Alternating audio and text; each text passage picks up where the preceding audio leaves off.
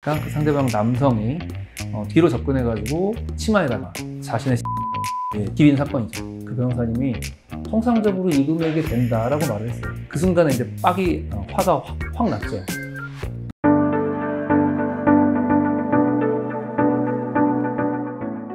그 변호사님이 담당하셨던 사건들 중 가장 당혹스러웠던 사건들이 있었다면 또 어떤 사건들이 있었을까요? 네, 그 공공밀집장소 추행이라는 이제 죄가 있는데, 공공밀집장소라는 게 있어요. 뭐 지하철이나 버스 또는 뭐 사람들이 엄청 줄을 길게 서 있는 곳, 사람들이 밀집해 있는 곳에서는 사람들이 밀착해 있으니까 신체가 좀 닿을 수 있잖아요. 근데 그거를 이제 어쩌다 보니 닿은 게 아니라 그런 상황을 이용해서 일부러 닿는 방법으로 추행을 하는 것, 그것을 이제 공공밀집장소 추행이라고 하죠. 제 가족 중에 한 명이 그 공공밀집장소 추행의 피해자가 된 사건이 있었습니다. 이게 제가 이제 거의 가장 처음 또는 그 초창기에 했던 성범죄 사건이었던 것 같아요. 그게 화가 많이 나셨을 것 같은데 그때 감정이 어떠셨는지. 화가 좀 나기는 했는데, 그래도 아무래도 변호사다 보니까 저놈을 어떻게 해야겠다라는 것보다는 제 하는 거 봐서 만약에 잘 대응을 하면 화가 안 날 수도 있겠죠. 근데 이제 대응을 좀 이상하게 한다라면은 화를 낼 마음의 준비가 돼 있는 상태였지. 가족이 지하철에서 이제 서서 이제 핸드폰을 보고 있는데 사람들이 많이 밀집해 있으니까 그 상대방 남성이 뒤로 접근해가지고 치마에다가 자신의 신체 부위를 이제 기린 사건이죠. 사실은 이게 그래서 피해자들이 잘 모르는 경우가 많아. 사람들이 원체 많이 부딪히고 스치고 뭐 그러니까 사실 내 가족은 잘 몰랐대.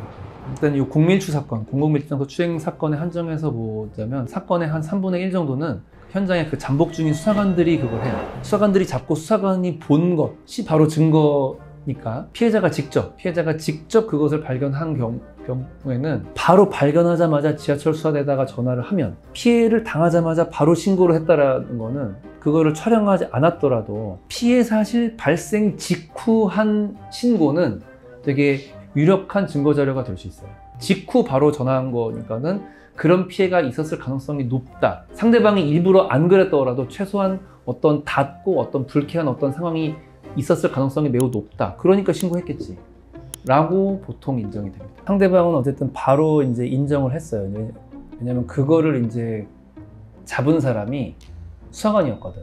그러니까 그거를 당한 제 가족은 사실은 정확하게 잘 몰랐었고, 사람들이 밀집해 있으니까 그거를 이제 본 수사관이 바로 이제 잡아서 수사를 한 상이었어요. 그러니까 상대방도 이제 바로 인정을 했죠. 경찰 단계가 끝나고 이제 검찰 단계에 왔어. 검찰 단계에서 이제 형사 조정을 했는데, 그걸 출석하는 내 마음은 제가 정확하게 인정하고 반성하고 적정한 보상 금액을 제한하면은 그거를 이제 긍정적으로 검토할 수 있다. 다만 간을 본다거나 하면은 그때는 절대 합의하지 않겠다라고 마음을 먹었던 것 같아요. 그래서 갔는데 상대방 변호사님하고 같이 왔어요. 상대방은 뭐 이제 고개 푹 숙이고 뭐 미안합니다 이제 그런 정도로 있고, 상대방 변호사님이 말을 했는데 첫 금액으로 300을 제안을 했어요. 그래서 제가 볼 때는 300을 제안하는 거는 좀 너무 간 보는 것 같은데 그런 느낌이 들었지. 그 상대방한테 그거는 좀 그 변호사님이 해서 그거 할 수 있는 그 최선의 그거는 아닌 것 같다 라고 말하니까 그 변호사님이 통상적으로 이 금액이 된다 라고 말을 했어요. 제가 그 통상이라는 말에 완전히 꽂히고 이제 화가 났죠. 통상? 그 금액에 살 수 있다라는 거잖아. 아니 그럴 거면은 그 일을 저지르고 300을 주나 300을 주고 그 일을 저지르나 똑같은 거잖아요. 그게 통상이라는 게 정해져 있다면. 그 순간에 이제 화가 확 났죠.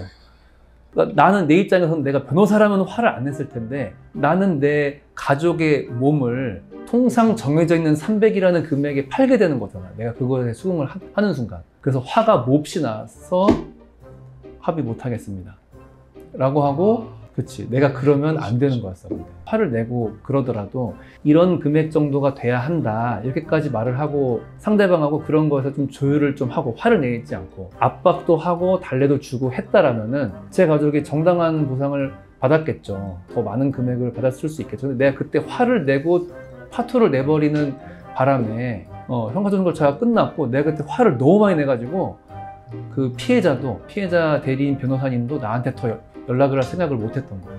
가해자의 경제 수준, 그리고 가해자가 합의를 함으로써 얻을 수 있는 그런 그 감경된 처벌을 어느 정도로 원하느냐, 그것과 그리고 피해자 입장에서는 내가 그 금액 받고 합의하느니 받지 않고 더 중한 금액, 더 중한 처벌을 받게 하겠다라는 마음과 이런저런 게 다 종합적으로 되기 때문에 정말로 통상이라는 금액은 없긴 해요. 전혀 이제 뭐 위자료 없이 합의되는 경우도 있고, 사과를 정확히 잘하면.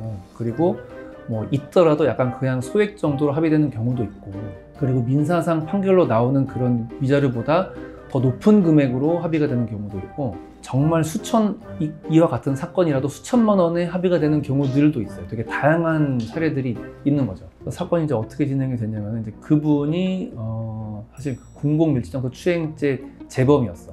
재범이라는 거는 그 전에 벌금형 전과가 있고 요번에 다시 한 거거든. 그러니까 사실 이제 재범이긴 한데 사실 이제 정도로 봤을 때 이제 실형 가능성까지 있는 사건은 아니었던 것 같아요, 제가 볼 때. 그러니까 사실은 이제 어차피 우리가 너무 높은 금액을 부르면 그쪽에서는 합의를 거절하고 거절하더라도 이런저런 방법을 취하면은 실형은 안 나오게 하는 방향으로 할 수 있잖아요. 그렇죠. 그러니까 나는 그 상황까지 가지 않고 적정한 금액에 합의를 하는 게 내 그 가족을 위해서 좀 더 나은 선택이었을 텐데 화가 너무 나서 그렇게 못했지. 그분은 결국 이제 그 초범일 때는 벌금형을 받았고 이제 재범인 그 상황에서는 집행유예를 받았어요. 그리고 우리는 다시 민사 청구를 했죠. 그분하고 한 1,000만 원 정도에 합의했던 것 같아요. 민사 절차에서. 형사 절차에서 합의를 했다면 더 높은 금액에 할 수 있었겠지. 그리고 이제 변호사가 정말로 감정적이어서는 절대 안 된다. 그러면은 정말 의뢰인한테 단 200만 원이라도 손해를 끼칠 수 있다. 물론 내 가족이 나는 이렇게 그 자리에서 그렇게 형사 합의하는 것보다는 걔가 그렇게 집행유예 판결 나오는 게 더 나았어 라고 했다라면 뭐 그랬겠지만, 변호사인 제 입장에서는 더 높은 금액을 받게 해주는 게 더 좋았을 텐데 라는 아쉬움이 있죠.